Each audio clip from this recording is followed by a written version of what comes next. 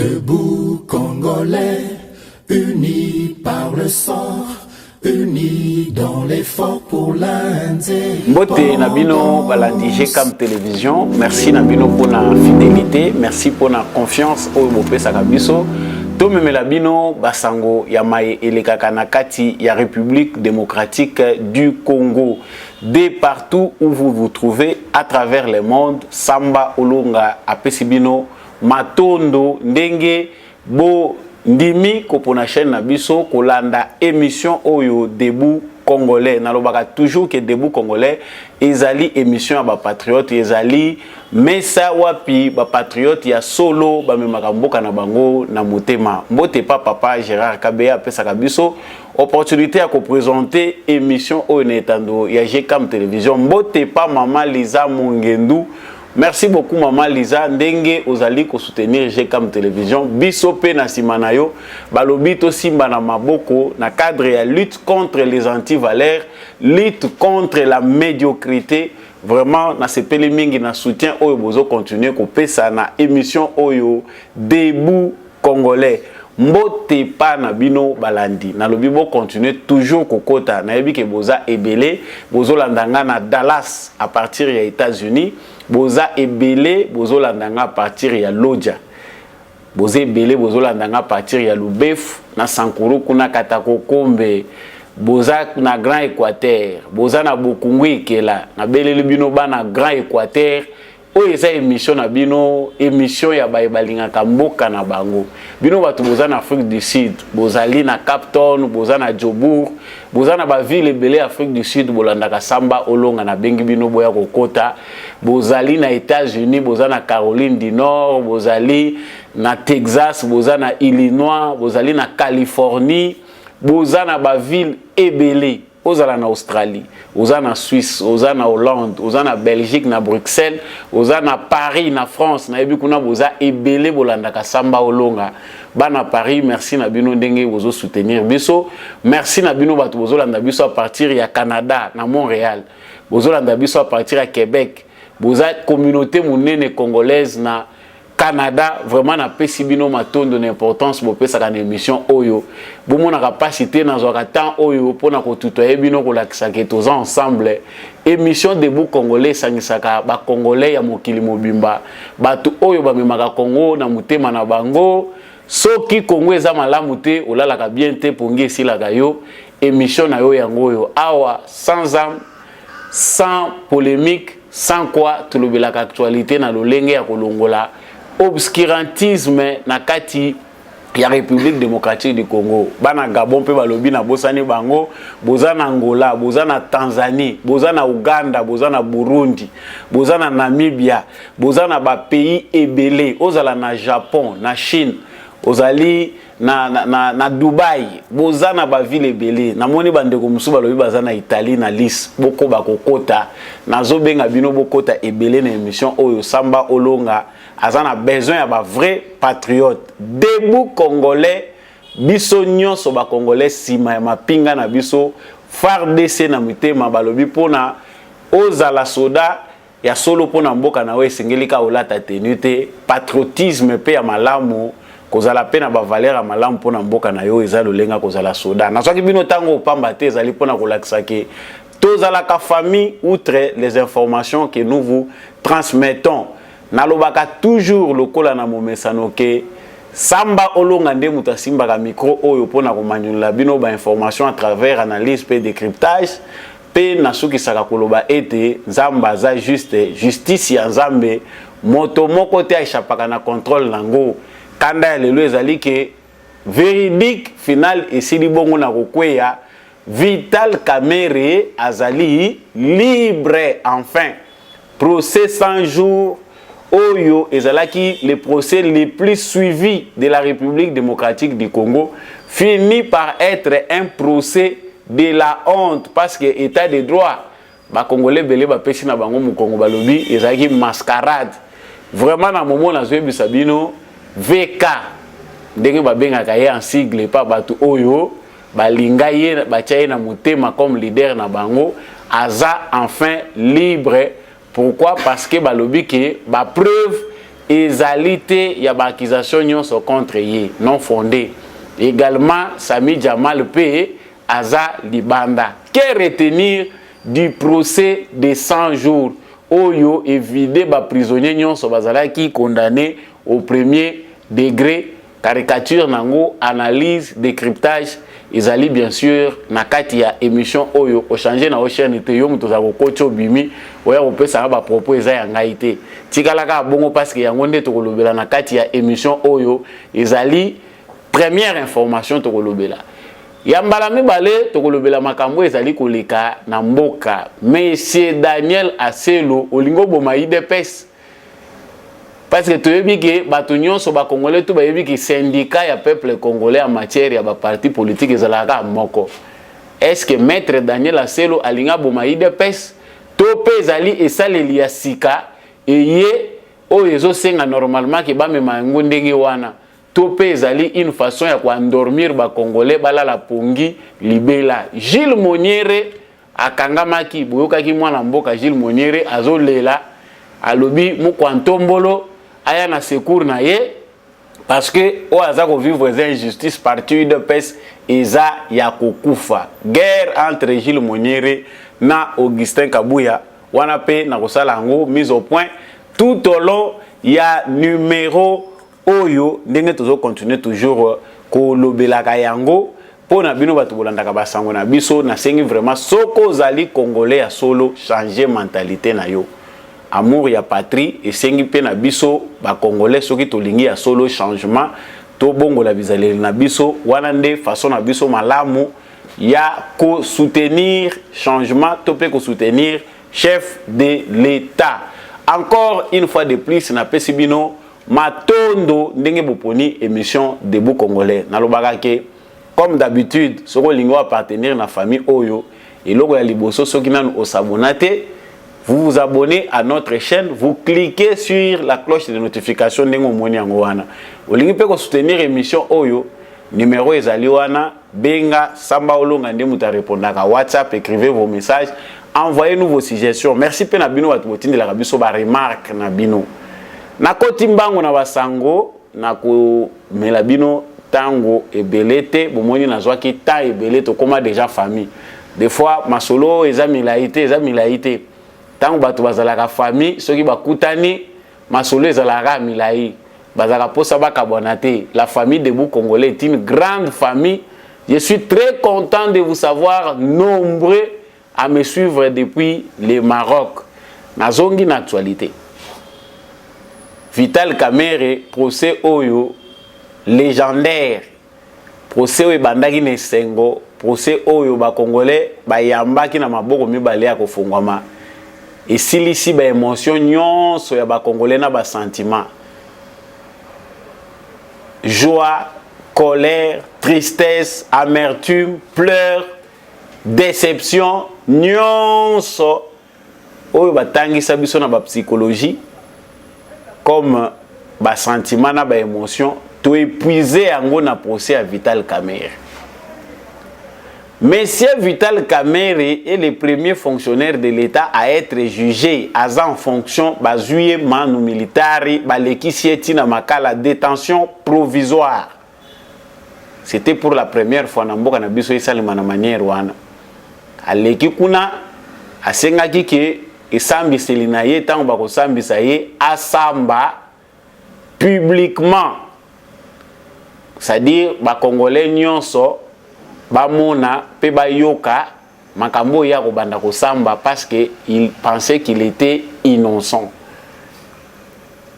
À terme ou bien à titre de rappel pour na bayebite procès à Vital Kamerhe Tshisekedi te muto initiaki yango. Ezali procès moko e wutaki na clameur public. C'est-à-dire ba Congolais bisika nyonso Félix Tshisekedi azaye kotambola na Kamerhe banda ko belela ye moyibi. Et le Rwanda et salaki kitoko te et sengaki que ba instruire na IGF a mené ba enquête pour na ko pesa éclairage na ndenge nini misolo basalelaki yango na programme d'urgence il y a 100 jours initié par le président de la République. Sur base d'enquête oyo ba Congolais nyonso bazalaki kotambola na Kamerhe banda ko belela ye moyibi. Et le Rwanda et salaki kitoko te et sengaki que ba instruire na IGF a mené ba enquête pour na ko pesa éclairage na ndenge nini misolo basalelaki yango na programme d'urgence il y a 100 jours initié par le président de la République. Sur base d'enquête IGF asalaki a transmetaki yango na parquet tout pe tribunal parquet à Matete de grande instance bengaki Vital Kamerhe okende na ya kendaki pour ba kende entendre pour la première fois où il se déplacer ki yemoko ezaki pe mokolo balingaki ye balekisi ye mbala moko na makala après l'avoir entendu balobaki soki biso nyonso toza na mémoire à malam que ba soupçon ezali ko peser likolo na ye ya culpabilité yango mutu ba gardaka ye na détention provisoire soki ba moni que présence na ye ekoki ko handicapé ba enquête ndenge ezali en cours. C'est ce qui a fait que kanga monsieur Vital Kamerhe de manière provisoire. Tango monsieur Vital Kamerhe asambi biso nyonso ba congolais na télévision to bandaki komona.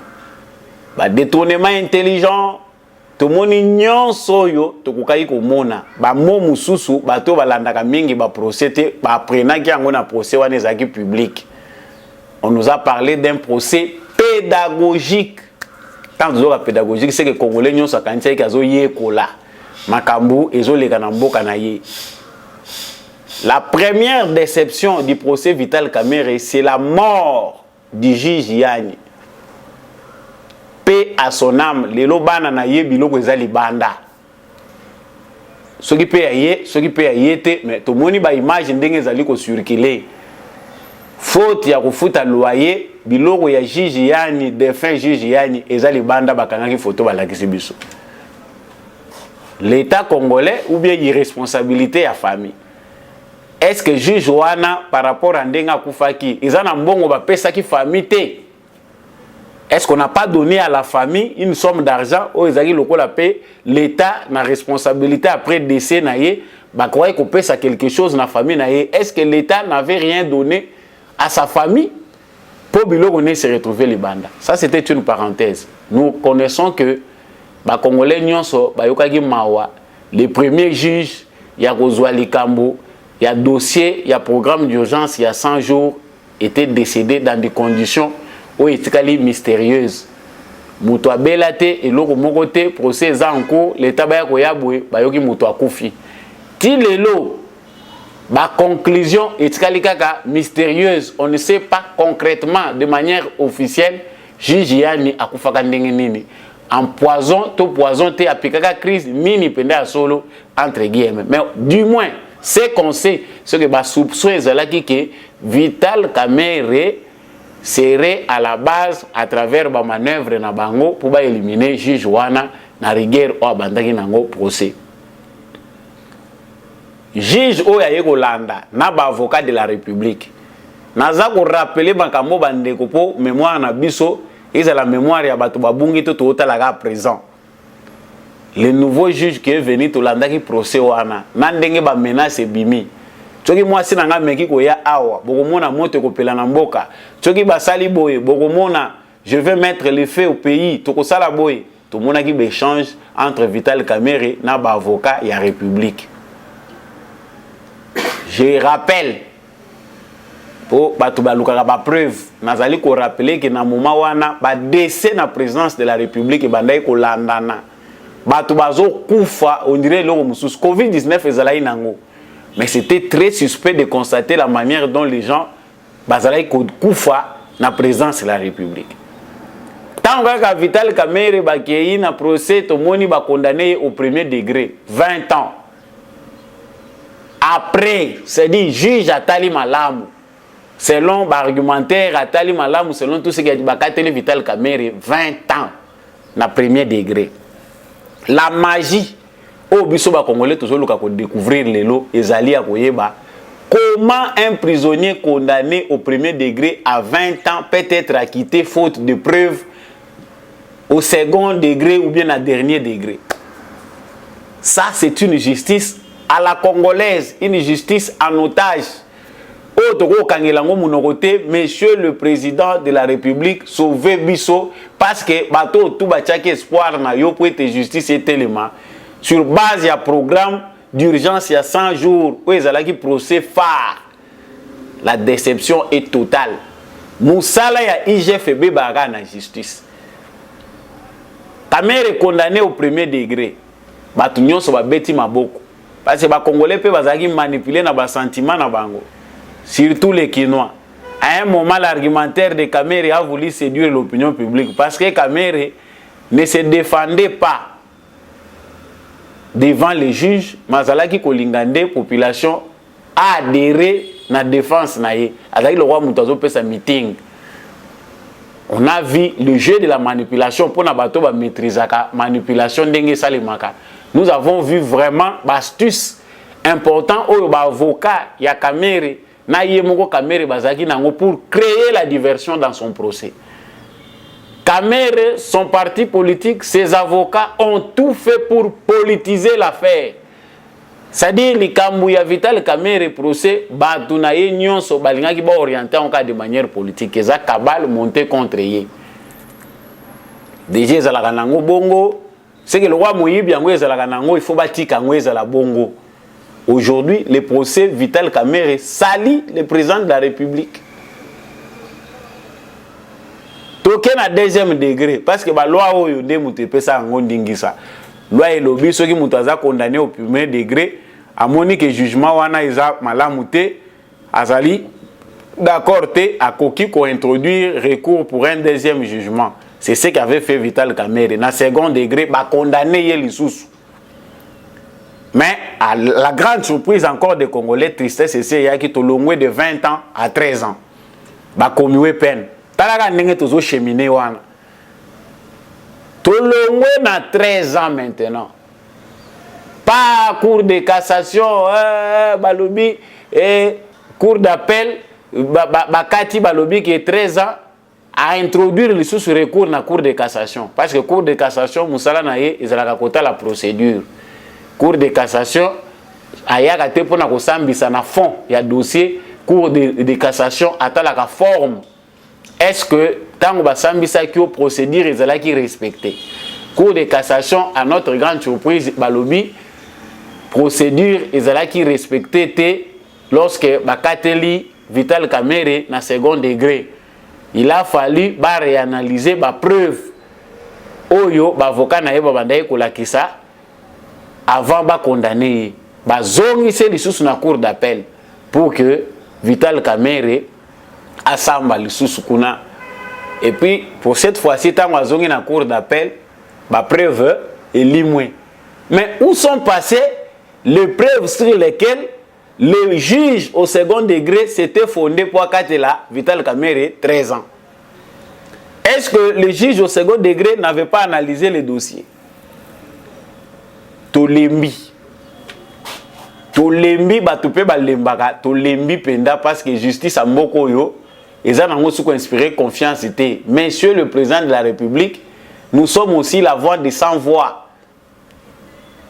Tous à 100 voix et 100 voix. Pourquoi? Parce que les milliers de Congolais qui murmurent aujourd'hui sur l'échec, il y a justice dans le cadre d'un état de droit. Et ça dit qu'on a clairement que Batubako mana image que procès 100 jours et procès moko ya farce. Les juges yani étaient morts pour rien. Akufa ki na epone l'autre côté. Ça dit si to se kwisiye a condamner voix mususu, a condamner Kamere était pour Kamere parce qu'il connaît la finalité. Moi, je pense que la famille de Gigi Yani doit aussi porter plainte. Papa n'a pas moi koufi. N'a évité ce qui est faisable. Ils ont toujours cas de suggestion. Un procès qui a coûté la vie na mutu. Un procès qui a vu un individu menacer les avocats de la République. Un procès qui a connu tous les rebondissements. Mais procès wana na révélé la main noire politique. Nous avons des acteurs politiques en République démocratique du Congo. Oyo chaque fois que bakocha maboko likolo na bango baza intouchable parce que ils sont l'émanation des mafieux internationaux. Bazali déjà na ba collaboration na bango, baza na ba partenaire na bango, si on les touche ba commissionnaire wana ba ko bouger na ba grande instance pour qu'on les laisse. La justice du Congo ne peut pas fonctionner librement, on se rend compte. Dossier à Matata Pogno eza awa na Congo mais tomoni ba ramener dossier à Matata Pogno Antonio Guterres a bossani ba dossier nyonso ba crime ba génocide des akoleka na Congo pour se focaliser sur le dossier à Matata Ponyo qui dit que Azali victime d'injustice, on est en train de le cibler parce qu'il est un éventuel candidat président de la République. Et Antonio Guterres qui va faire appel à Matata Ponyo à des États-Unis pour qu'il ne échanger naïe. Alors qu'ici, au Congo, on avait empêché à Matata Ponyo de se déplacer. Comprenons comment la mafia internationale nous empêche, même justice Nabiso, d'arriver à fonctionner correctement. Monsieur le président de la République, vraiment, la réforme sur le plan judiciaire est commis impérieuse. Et comme il la pressé, parce que sinon, il faut réunion se fournir pour na kokanga miyibi et kokende nango na mai. Et le président de la République aux la vérité que justice n'a pas fonctionné malamouté, la réforme. Mais pendant tout ce temps ici, comme le Parlement est constitué aussi des gens, on ne voit même pas des initiatives qui vont dans le sens il y a qu'endurcir la loi na biso sur qui moyibi, qu'on créer même une instance judiciaire spéciale uniquement pour juger les voleurs, les détourneurs de fonds publics. Bateau bazana katsa ba malversation financière. Si notre parlement était un parlement au service des Congolais, na menito na 5 ans il a fallu que tout le monde na ba loi oyo eko arrêter hémorragie eko stopper hémorragie oyo ya moyibi oyo ekomi légendaire moyibi na makila congolais. Biso tozana eloko koloba te la justice qui est censée kokatela Vital Kamerhe ba libérer na Jamal. On ne comprend pas parce que awa na menito biso nyonso na bino tozotuna na mituna. On n'arrive plus à comprendre ce qui se passe réellement dans la justice. Mais biso to bato zongi awa ekoyi na mapeka président de la République.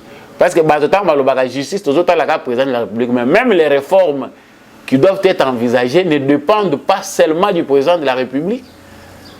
Ba réforme ezo senga ba institution nyonso ya mboka est s'impliquer pour que ces réformes là répondent aux réalités congolaises du moment. Réalité congolaise ezo sala ke moyibi ya Congo le komi makila, il faut des lois drastiques. Ba loi moko oyo ezali ko stopper hémorragie wana. Malheureusement pour nous. Quelle déception. Yanya Koufi de pleurs ba condamné Kamerhe, la joie accueillie na second degré, tristesse koti bakati 13 ans akende lisusu na cour d'appel ba memie na cour de cassation, batu batikali confus. Lelo aujourd'hui les gens sont déçus, la déception est grande. Parce que même si toyebite to banda kolandela bino na procédure judiciaire o ba arriver pour dire enfin qu'il n'y a pas de preuves, on se demande enfin, à quoi servait le procès? Il y a programme d'urgence il y a 100 jours. Enfin. Et puis, makambango ezoko ya moment nini? Moment où ça chauffe à l'est du Congo. Ah. L'argument de sagesse est ali que la politique a ces réalités qui dépassent l'entendement commun. La réalité, monsieur, la politique, mieux vaut ne pas les savoir. Ils ont la réalité, monsieur, sur la politique, la décision, monsieur, sur la politique, ils ont la criminelle aux yeux de l'opinion, pardon. C'est-à-dire, biso na opinion, l'information, la nouvelle est décevante.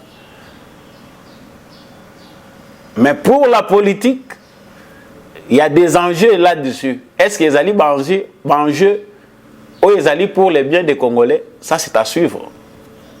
Parce que toujours fouiner car rapport d'intérêt na bino. Est-ce que les enjeux qui font aujourd'hui des Kamerhe un homme libre sont pour les intérêts du Congo? Parce que partout ailleurs dans le monde, on tripote sur les véridiques de la justice. Ça s'est fait même dans des états de droit. La politique a toujours une façon de mettre la main sur la politique judiciaire ou bien sur la justice.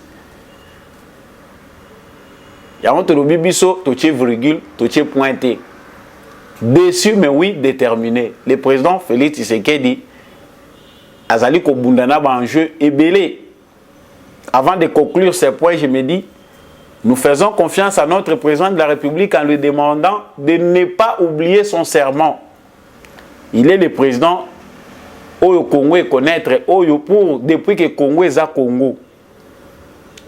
Toujours président Oyo, tant qu'on a accédé à pouvoir, batu belé ba yebi ndaku na bango, ba yebi tata na ye, ba yebi mama na ye, ba yebi vie na ye, ba yebi makambo belé na ye. Donc mutu azo ya déjà na pouvoir batu basi ba yebi yo, ba yebi famille na yo, tata na yo sala ki nini, tout ça on connaît. Ça dépend de vous, monsieur le président de la République, parce que nous savons que biso ba congolais makamususu to comprendre ga yangote, mais les serments naleki na lombango na makambu ya Gilles Moniere, Augustin Kabuya, mituna na bino eleke belé, makambu belé. Gilles Moniere akangami. Tama banda ko loba awa zoloba ba oya ko sepela, bazo sepela, ba OP baza ko sepela te exagération ba propos na épée, bazali pe ko silika. Mais aujourd'hui à Selo Daniel Aselo a eu décision yako kanga nyonso oyo ezali ba activité politique na moment oyo amoni que climat est attendu ba menace ya ba haine contre les Rwandais ndenge nini ba discours ezokoma de plus en plus violent. Pourquoi? Parce que ba constater que ba message wana ezali de nature ya ko menacer sécurité et ko inciter ba na violence. Mais après tout, nasina lobela ki yango pena zongi yango na contexte lelo.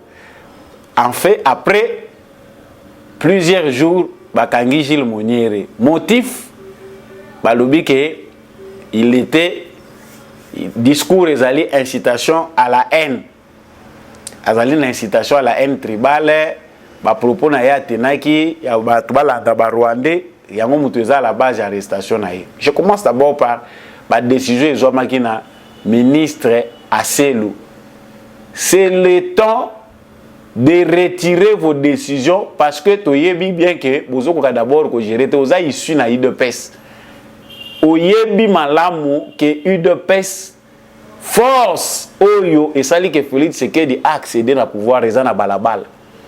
Aujourd'hui Augustin Kabuya nous dit que IDPS est quoi la sous na balabala te area IDPS na balabala ici si li bakota bureau IDPS est na balabala te l'IDPS sensibilise mobilise ceux qui ba congolais basé éveillé et ça grâce à Moussala au IDPS a saïd na balabala. Donc aujourd'hui vos intérêts vous poussent à oublier fruit à lit nyonso bino bobundaki. Ce sont ces gens là dans la rue nde mutu basali lelo ke au vendre na bureau au se retrouver aux ana malili moi si na bino basi na bino bana na bino bazo zwambongo. Non, là on ne peut pas être d'accord avec ça. On comprend ici les complots ezali mena ya koboma parti présidentiel na temps où le climat est attendu, les gens ont besoin d'une voix de référence. Nazo zongi l'élément où chaque fois pour nazo zongi la kango parce que ils ont kende mabe. Les gens qui entourent le président de la République, bazali na complot. Il y a quoi le président de la République à travers des mesures où yangote.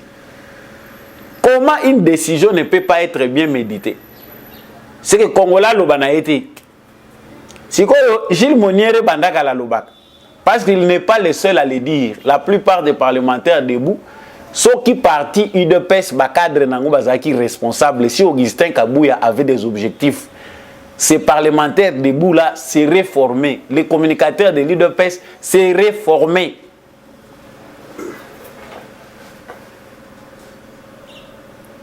Mais les encadrés, les jeunes gens, les partis mallettes, oyo bazar tana ba membre té, bazo somba ba jeunes gens, ils encadrent ces jeunes gens là, bazali ko former bango. Au moni bango ba monani présentable que voilà quand même les communicateurs, voilà les animateurs, voilà les mobilisateurs d'un parti politique. mais awa eloko tozomona important ezali kaka soki likambo ye wana nde tomoni kabuya ye na ba décision soki likambo ye wana tomoni ba décision ebimi. Mais qui gère l'IDPS? Est-ce que vraiment l'IDPS est géré? L'objectif est d'aller dans 5 ans oyo bato bo gérer l'IDPS beaucoup ebisa ba combattant oyo bazali ba contribuable ya parti rapport na bino kozala nini si gestion ya l'IDPS. Bon le bagé Kabila mutabanda ko freiner biso poto organiser l'IDPS. Mais ce sont de mentir les gens. Parce que kune zaka soki balobi na mutu balobi o bazo diaboliser. Non, la vérité des fois elle doit être mise sur la place publique. Pour ça, baza ko lobango en secret bozo changer te esengeli babanda ko bimisa bino polele. Makambo Nathalie Sango mingi likambo Jean-Marc Kabound, plusieurs personnes m'ont attaqué likambo Jean-Marc Kabound. Aujourd'hui bino bato banda ko condamner nga makambo Jean-Marc Kabound. Est-ce boko telema lelo boya ko yebisa nga likambo. Vous êtes tu, les gens sont habitués au cri de la personnalité. Biso to komisa kana biso batute. À part Zambé, même le président Félix Tshisekedi, il a tout notre soutien à 100%. C'est un combat. Il est idéal au Tondimaki pour soutenir. Parce que nous sommes des dedans. Tout y est makamba pas si yabitumba wana oh lelo IDPS accéder na pouvoir n'engezali. Mais pensez que les gens doivent se taire devant des erreurs ou des locaux et ko sale maté. Ils allaient ko fragiliser le président Félix Tshisekedi. Ceux qui bandaka la bokanga ki Jules te bozo ko kanga epona makambo ba Rwanda, vous êtes sérieux? Est-ce que c'est sérieux? Parce que Bandaka la Bokanga qui était, pendant qu'à vous ne l'avez pas encadré. Parce que si il est du parti présidentiel, ba cadre bazana parti wana. Bo orienta qui était pour nani. Si aujourd'hui maintenant bazolo ba makambo ba Rwandais, bozu bokangi, olote discours incitation. Et c'est tout là la discours incitation à la haine. Mais ezali par toi. Ceux qui la police, il faut ça la musala nango combien de discours de haine ezali ko tambola na ba média o bato bazali ko misa makambo eza irresponsable. Jules n'est pas le seul o bakoko chama boko na likolo wane komi ba règlement de compte. Bato peut-être azo yokana na bango te ba Jules likambo wana ba sangisi ba bimisi yango ndenge wana. Nous ne devons pas encourager ba toi encourager loko ezali incompétence ya ba gestionnaire. Tous ont tout chango na mito abato bazana responsabilité te. Ndana kanisi loko na lobaki on a émission lekaki. Il est important de réunir tous les acteurs concernés pour payer sa bango orientation. Il y a un gouvernement ya Sama Lukonde nazo yeba pété tina nango na ba ministre nyonso. Ministre de la justice azali, ministre intérieur azali, ba ministre nyonso bazota la makambo etali na moment ya boya sécurité boyebi que communication à Congo est fragile. Il y a des éléments incontrôlables. Mais vous appelez bato boyebi que bakoki ko aider bato baza lokola ba leader d'opinion bo pesi orientation pour que bato bayeba comportement nini bakoko adopter. On sort avec des décisions où ils n'ont même pas pour refléter makambo. Ça fait très mal parce que Félix Tshisekedi ba bataille oignon azobundaka yemoko. Il est seul avec sa vision. Le peu de gens au bazar bundana ke bazolanda président de la République toujours aveuglé par des gains justes. Nako gagner nini intérêt nanga izanini. On en a assez. On en a vraiment assez na gouvernance ya bato oyo. Ceux qui bazio bacheyo makele lesili. Au côté na bureau, là on ne peut plus parler. Moi je m'adresse particulièrement à les militants et UDPS. C'est vrai, un parti présidentiel doit être organisé, exemplaire. Mais dans un moment où on devait avoir des cadres, des gens importants où on a minute où bakoki kozo responsabilité ou ane ko servir comme modèle. Pour ba jeune bazio na sima balanda. 5 ans autozo kende na minute pour na IDPS na gestion nango c'est un 5 ans, ils ont 5 ans ya gâchis. La justification c'est ça que notre bande ko bunda ba kabiliste bande ko combattre biso. Les kabilistes ont empêché vraiment il y a qu'à recenser tous ces mobilisateurs là qui font un travail volontaire, bénévole. Ba soutenir na mutu na niveau ya boyete bazoli ata différente mais les gens chaque jour bazali na bolingo mboka na bango bazo mobiliser batu sur les bonnes actions sur la vision du président de la République. Ces gens là ont besoin d'accompagnement. Ces gens-là, ils ont besoin de formation, il y a encadrement, il y a orientation. Oh, c'est dommage. Na kana ko kota na angle makambo te parce que le Congo est un pays de polémique. Alobaki boye, asalaki boye. Non, tozawana pona kozongisa makambo na nzela. S'il faut arrêter, commencer à arrêter les gens pour les recadrer kozongisa bango en ordre, certainement prison il faut étendre dans la bateau, il faut kokanga. On ne peut pas se baser sur ma propos ya mutu moko pour commencer à chercher l'exemple. Non. Les Congolais ont besoin de un peu plus de pédagogie de la part à bateau bazo diriger. Et beaucoup plus d'exemples. Nakanzi, nasuki wana na élément oyo, le Congo n'a pas que de mauvaises nouvelles.